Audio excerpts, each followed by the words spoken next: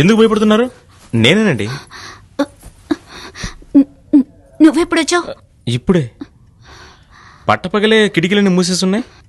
నేను మూయలేదు, ఆయనే మూసి వెళ్లారు. ఆయన మనసులో చీకటి ఉన్నట్టు నేను చీకట్లోనే ఉండాలంటున్నారు. ఏంటండి మీరు? మీకు చేతులు లేవా? మీరు తెరిచినా కిటికీలు తెరుచుకుంటాయండి. వెలుతురు వస్తుందండి.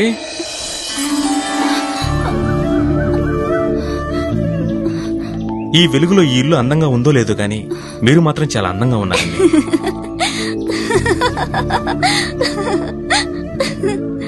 అందరు ఆడపిల్లల్లాగే నేను ఎన్నో ఆశలతో ఈ ఇంటికొచ్చాను. నా జీవితాన్ని ప్రారంభించాను.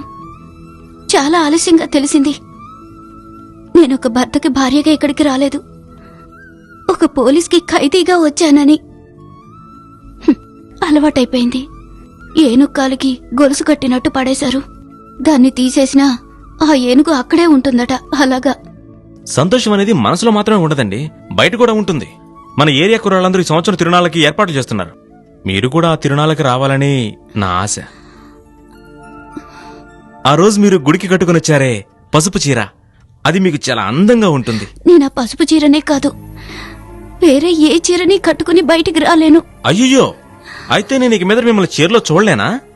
ఛాన్సే లేదండి. నా కోసం ఒకే ఒక్కసారి ఆ చీర కట్టుకుని రారు? ప్లీజ్ ప్లీజ్ ప్లీజ్ ప్లీజ్ అండి, నా కోసం ఒకే ఒక్కసారండి.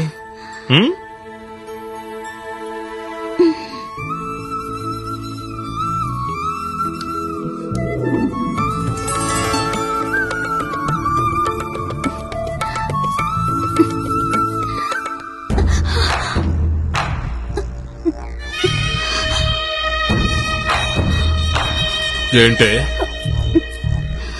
చీర కట్టుకుని నా కోసం ఎదురు చూస్తున్నావా? నా కోసం కూడా నేను ఇంట్లో చీర కట్టుకోకూడదా? ఏంటే కొత్తగా వాగుతున్నా, ఎదిరించి మాట్లాడుతున్నా? చంపేస్తానేమనుకున్నా.